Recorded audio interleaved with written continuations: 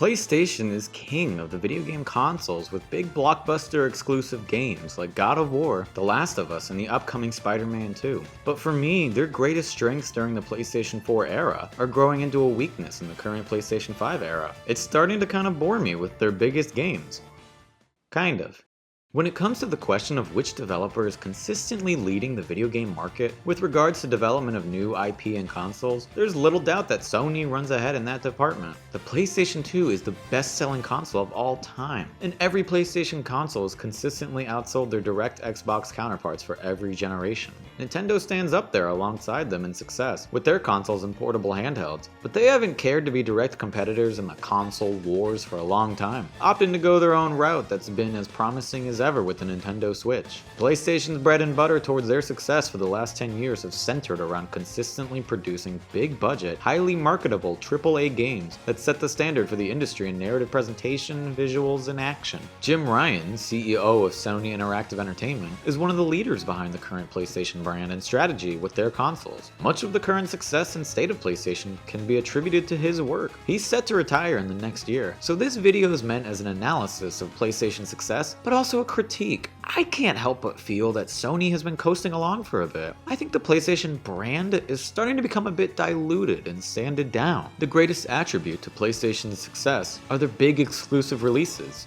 but I also think it's now starting to grow into their biggest problem, at least for me and my taste, although I don't think I'm entirely alone in this sentiment. Let me get this out of the way. Most of the issues I'm bringing up don't center around the games individually in a vacuum, but the collection of them as a whole group. The issue that's been bugging me for some time now is definitely much greater than the sum of its parts. I feel like I gotta offer up some ground rules for the games I'll be talking about, and provide some credentials for my stance. First off, I'm gonna try and avoid talking about or including any games that I haven't personally played, but I'll probably mention some here and there. Secondly, Sony has been big on pushing games over to PC after their release, but I'd still consider them PlayStation exclusives. They released on PlayStation consoles first, they're most associated with the PlayStation brand. I think it's fair game. Otherwise, we'd basically have nothing to talk about. I've played quite a fair share of PlayStation's big exclusives over the last 10 years, so I feel I'm in a decent position to talk about their AAA exclusive output and why I just can't help but feel a bit bored by their current strategy for their biggest releases. If you look at this list here, it's the Wikipedia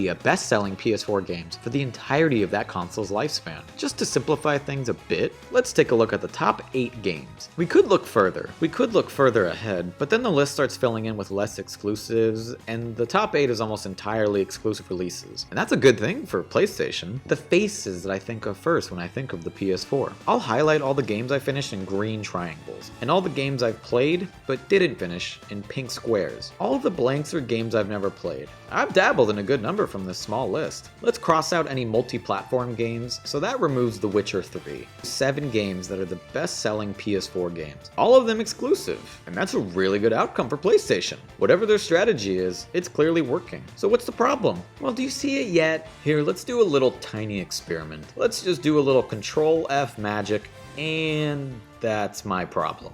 Almost all of PlayStation's biggest games and successes are all some form of action game.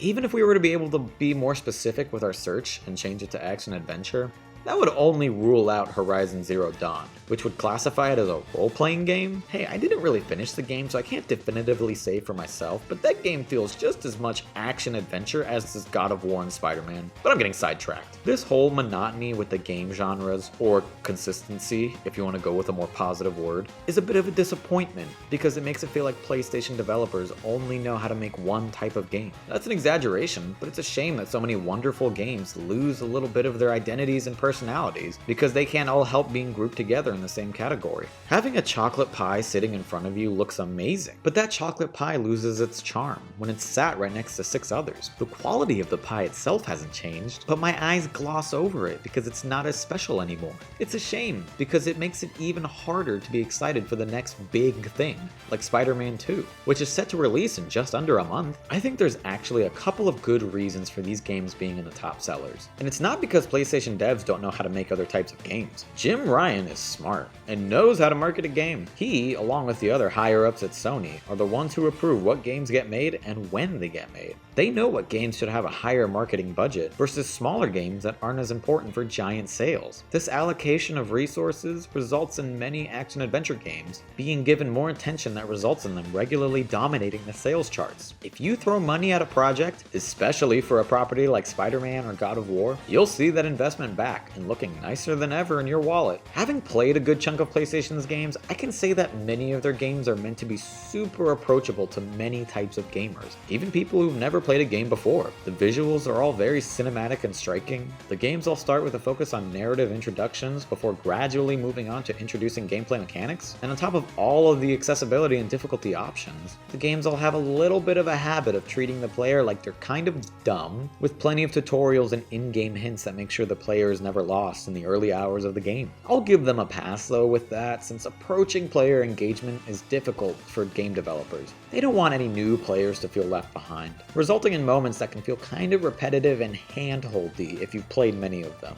This is a problem that's much more noticeable when you play a bunch of games, and less so for the average consumer, who likely only purchases 1 or 2 full-price video games a year. Regardless of what someone's opinion on all these PlayStation games, their production quality is through the roof. Hundreds of millions of dollars, with high-end visuals, voice acting, presentation, and accessibility options. It doesn't matter how these games could actually play and feel. They're polished so brightly that they could blind you if you look at them in the sunlight. But all of that being mentioned, and having played a good number of these games, that polish is losing its shine for me. I feel like the curtain's being pulled back a little, and the magic is starting to fade. These incredibly well-made exclusive games all feel kind of the same to me. On their own, I really like them, but going back to back from one to another makes me realize how safe they all feel because of their trappings in the same genre, but also in the aspects they focus on. Like I said before, their shining strengths are also starting to become their biggest flaws and drawbacks for me. I'm noticing that they all seem to prioritize the same focus on narrative.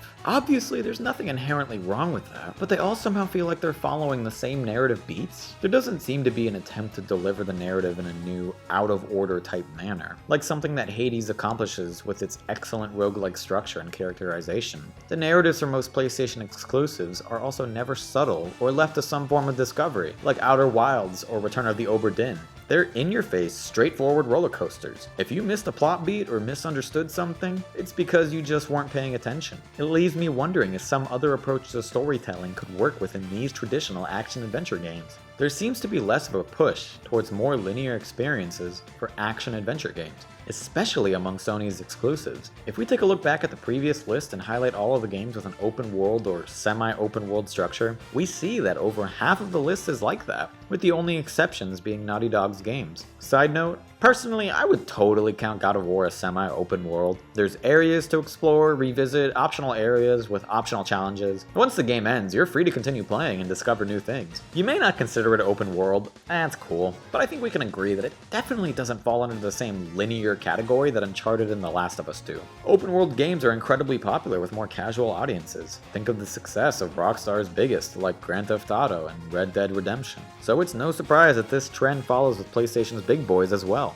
I can't help but feel there's a strong lack of distinct art style among the top sellers. Let me be clear, I think the art design for each of these games is excellent, but the lack of apparent distinction between them is what bothers me. Does that make any sense? Like with all of my previous points, each one of these games is excellent when judged on their own merits, but altogether they're not as interesting to me. I feel that the general approach to the art style behind the games being mentioned here makes me feel like they could all be taking place in the same world, just at different locations. Ghost of Tsushima is the only game to me that stands out with a focus on high contrast, bold visuals. Every other game just feels like a combination of exaggerated realism. I'm not well versed in this field, so my opinion is very subjective and just based on my initial impressions, but I'd love to see different games set in different worlds that look completely different. This next one is more of a nitpick, but a lot of these games' identities kind of blur together for me, also because of stuff like camera perspective and player POV, on top of the previously mentioned art style. I mean, let's take a look at some of the screenshots here. Okay, this is more or less how the camera will zoom in anytime the player is taking aim at something, or using a ranged attack, with the exception of the Horizon screenshot where Aloy is just exploring. Alright, let's just highlight the player right here in bold red. Alright, cool. Let's highlight weapon and item HUD info in green. Okay, and now let's highlight the compass in yellow. Okay, do you see what I mean? Now, I'm not saying that every game needs to have a completely different HUD and reinvent the wheel. That's dumb, and there's a reason why this all works. And again, on their own, these all work just fine. Although I would argue that the Horizon HUD is a bit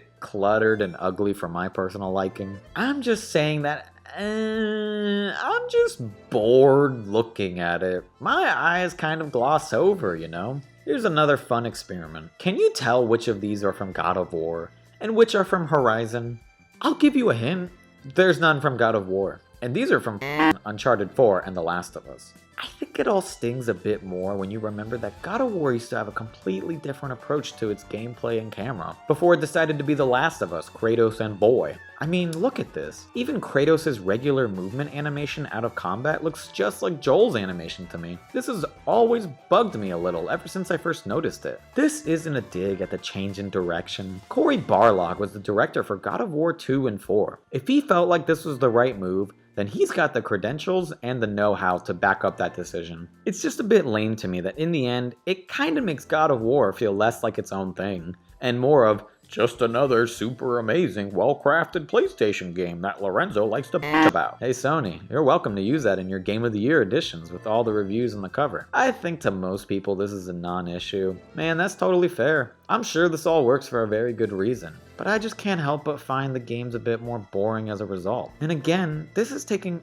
all of them into consideration, and that these are the games Sony has representing their brand. On their own merits, the camera, UI, and art direction work great. This is just about the bigger picture. As a quick side note, I want to briefly mention the PlayStation 5 exclusives, of which there are not very many. The only games I can think of off the top of my head are the Demon's Souls remake, Returnal, and Ratchet & Clank Rift Apart. I got no complaints about Ratchet & Clank. It's a different genre with a nice, semi-realistic art style and cartoonish character designs. I think it's a pretty great step in the right direction. For the other two, well, it's at least two kind of different genres, being action role-playing and roguelike. Both games are definitely a step in the right direction, but oh boy, do I love complaining. While Returnal definitely has a strong art style that leans into some cool survival horror type visuals, it still has the same camera perspective and third-person shooty action that prevents it from standing out more than it could to me. I do like the more arcadey feeling gunplay, and would definitely like to see it lean more in the sillier,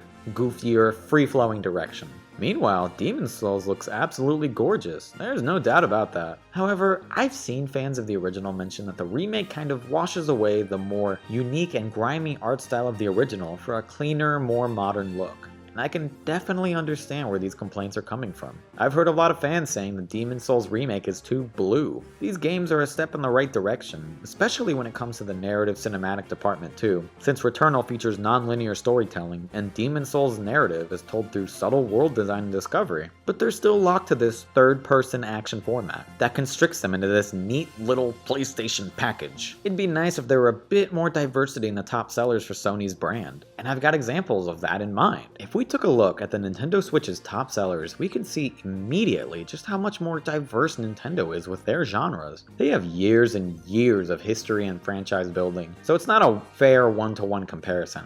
But on Sony's side, they definitely have popular forgotten platformers like Jak and Daxter or Sly Cooper. They also used to be the king of role-playing games with the PlayStation 1 and 2 in the early 2000s, and yet they're trailing behind Nintendo in that regard too. Regardless of what you think of the quality of these games, you can't deny that Nintendo really does put in the work for dabbling in as many genres as they can with their big franchises. Not to mention all the different Mario and Zelda spin-offs, like Mario Kart, Hyrule Warriors, and so on. Capcom's another great example. Their recent hits of Street Fighter, Resident Evil, Monster Hunter, all completely different games, different genres, and looking distinct, even though they all share the same engine. I could go on and on about Capcom forever. They're in the middle of a renaissance and are firing on all cylinders. If they could somehow bring back Mega Man 2, they would be the sleeper king of the late 2010s, early 2020s. Even if the art styles were not all that different, a change in camera perspective can go a long way to changing a game's feel. I mean, just think about the previous example I mentioned between the God of War games. The close, over-the-shoulder feel of Resident Evil is much much more claustrophobic compared to the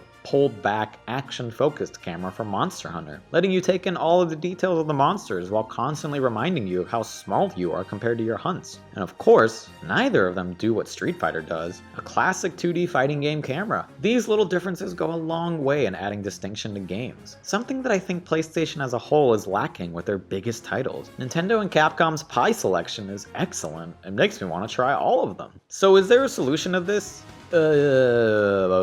Actually, yeah, I think there is. I think all it would take from Sony is a little more effort towards marketing smaller, different games alongside their giant AAA hitters. And I don't think that's necessarily a crazy ask. How cool would it be to see a game like Hades 2 or Hollow Knight Silksong given the same ads and attention that something like Spider-Man 2 gets? If the next big Persona game starts off as a PlayStation exclusive, like how Persona 5 was for the longest time, it would be crazy for Sony to not give it the same marketing that something like Horizon Forbidden West got, given the massive popularity and success of Persona 5. These games are for sure a bit harder to sell to casual audiences, but it'd be pretty dang sweet if it happened. For the most part, the sales don't compare with PlayStation's bigger exclusives, but it for sure isn't the only measure of worth. I'd love to see PlayStation return to the diverse lineup they used to have with the PlayStation 1 and 2. I hope they don't rest on their laurels with regards to their marketing and strategy for the future, because to me, games like The Last of Us and God of War would feel a lot more special if they were the only chocolate pies in the business.